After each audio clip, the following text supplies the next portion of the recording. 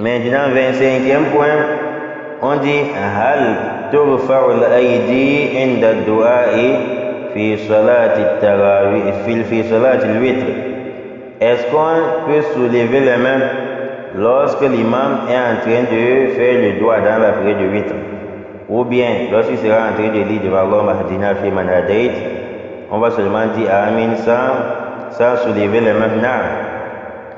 On dit سئلت اللجنة الدائمة للبحوث العلمية والإفتاء قد ورد الدعاء في صلاة الوتر اللهم اهدني فيمن هديت إلى آخره فهل ترفع الأيدي عند الدعاء أم لا؟ ما هو الثابت من الشارع عليه السلام جزاكم الله خيرا. En question ce cours de savant dit on a retrouvé certains hadiths qui indiquent le doigt de witr, le doigt qu'on peut faire dans le witr. Il y a l'un des compagnons, il dit, le prophète alayhi salatu wassalam m'a enseigné pour le witr kalimat, des mots. Et il dit, le prophète m'a enseigné Allahumma hadini fi man hadayt wa afini fi man afayt jusqu'à la fin. Et savant se base ici en disant, ce compagnon a dit, le prophète m'a enseigné kalimat, des mots. Ça veut donc dire le doigt witr ne doit pas être très long parce que le prophète lui a enseigné des mots. Des mots veut dire quelques mots, tu pars au sujoud. C'est donc dire si quelqu'un fait le doigt witr 10 minutes, 15 minutes, 20 minutes, c'est qu'il a fait le contraire maintenant de la sunna. On dit maintenant, est-ce qu'on peut soulever les mains lors du doigt ou bien on ne soulève pas? Et quel est le dalil qui indique que c'est qu'on peut soulever les mains provenant du prophète alayhi salatu wassalam qui est notre enseignant en islam?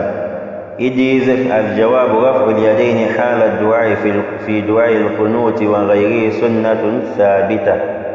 Ils disent lever les mains lors du doigt, lors de l'invocation du dans le qunut du witr ou bien dans d'autres invocations, comme par exemple on a un problème, on pose à la mosquée, on soulève les mains, thabitatun, cela est permis en islam, recommandé et reconnu en islam, en Nabi sallallahu alayhi wa sallam, d'après le prophète alayhi salatu wa sallam. Illa ma warada dalila ba'da raf'i fihi ka adbari salawat al-khams fa inna la turfa'u al-aydi inda ad-du'a. Si tu veux soulever les mains lorsque tu invoques Allah, soulève où on t'a recommandé de soulever. Ce n'est pas tous les doigts où on recommande de soulever les mains. Par exemple, après les 5 prières, c'est qu'on récite les doigts, les invocations qu'on récite là-bas, on n'a pas recommandé de soulever les mains. Vous comprenez bien? Ils disent après les 5 prières, les doigts qui sont là-bas, c'est Astaghfirullah. Allah pardonne-moi 3 fois. Allahumma anta salam wa minka salam. Allahumma la mani'a lima a'tayt jusqu'à la fin. Après subhanallah 33 fois, alhamdulillah, Allahu akbar. 33 fois les laïcs, tous ceci, les savants appellent ça doigt. C'est donc dit si quelqu'un est amoureux du doigt, tu peux faire ça après la salam. C'est un doigt, ils sont des invocations. Quand tu dis Allahumma la mani'a lima a'tayt, c'est-à-dire Allah, nul ne peut empêcher ce que tu veux donner comme don, faire un don à un être humain. Voilà, mu'tiya lima mana'ta. Allah, nul ne peut donner à quelqu'un ce que tu as refusé.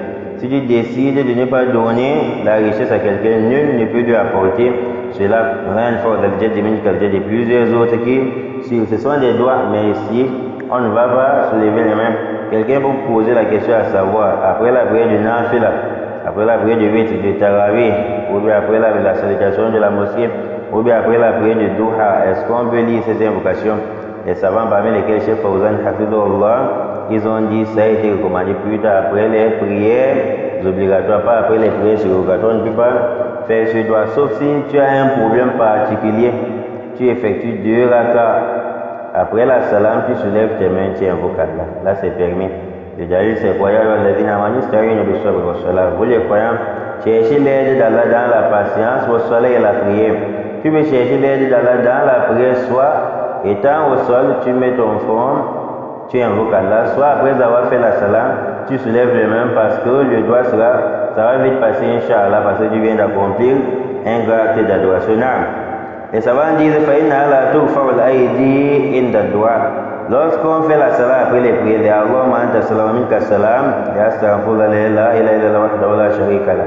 Allahumma la mani'a lima a'tayt. Ici, on ne soulève pas le doigt. Fi adbariha qabla salam wa ba'da. Les invocations de la prière qu'on fait avant la salam ou après la salam, on ne se lève pas les mains. C'est-à-dire, on dit, si je fais le tashahhud, je commence à dire Allahumma inni a'udhu bika al-jannah wa a'udhu bika min an-nar. Allahumma a'inni ala dhikrika wa shukrika wa husni ibadatik. Allahumma ighfir li ma qaddamtu wa ma akhartu wa ma a'lantu jusqu'à la fin. Si tu fais ces doigts qui sont souvent avant la salam, tu ne soulèves pas les mains. Et si c'est après la salam, tu ne vas pas aussi soulever les mains. وهكذا خطبة الجمعة والعيدين لا يرفع الخطيب يديه حين الدعاء فيهما. Il en est de même avec le jour du vendredi. Le jour du vendredi, quand l'imam termine le sermon, il ne va pas soulever les mains lorsqu'il fait le doigt. Et vous qui êtes là, vous n'allez pas soulever les mains. Quand il va terminer le sermon, il va dire Allahumma inni inna nas'aluka al-jannah wa na'udhu bika min an-nar. Vous allez seulement dire Amin sans soulever les mains. Pourquoi? Ou bien le jour du Eid, la fête de Eid. La fête de Eid, si vous êtes au stade en train d'effectuer les rakats surrogatoires, dans ce cas, vous n'êtes pas si l'imam termine le sermon parce que c'est un peu semblable au jour du vendredi. Cette prière est aussi semblable à la khutbah du vendredi. S'il termine le jour de la fête, dit Allahumma inna nas'aluka hadha wa hadha, et ainsi de suite, vous allez dire Amin sans soulever les mains. Mais il y a des gens qui soulèvent souvent les mains, yani ces jours de Eid, ce n'est pas permis. لا يرفع الخطيب يديه حين الدعاء فيما لأن النبي صلى الله عليه وسلم كان لا يرفع يديه فيما. Pourquoi? Parce que le prophète, lorsqu'il effectuait la prière du vendredi, et ou bien lorsqu'il effectuait la prière de Eid, il ne se levait pas les mains lorsqu'il faisait le doigt. Et là, quelqu'un va dire, n'est-ce pas un jour quelqu'un a demandé au prophète d'invoquer Allah pour la pluie, et le prophète a soulevé les mains. Les savants disent Illa idha istasqa fa innahu yarfa'u yadayhi. Sauf si c'est le cas où l'imam étant à la prière du vendredi, il veut demander la pluie à Allah.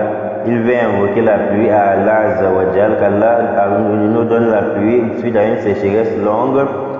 Il va soulever ses mains, fait doigt et l'istisqa, dans le doigt où on demande la pluie à Allah. Wa Gazal Mahmoud, et ceux qui sont là dans la mosquée qui vont suivre l'imam, ils vont aussi soulever leurs mains si on est plutôt en train d'invoquer Allah pour la pluie.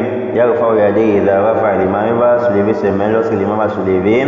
Idha rafa'a l'imam yadayhi fi du'a et l'istisqa, mais plutôt dans le doigt pour demander la pluie. Et ce sujet, c'est terminé. Nous sommes maintenant avec le 26e point pour s'arrêter. Et Inch'Allah, peut-être ici, on revient de même pour revoir les questions-réponses qui sont dans ce livre. On va terminer.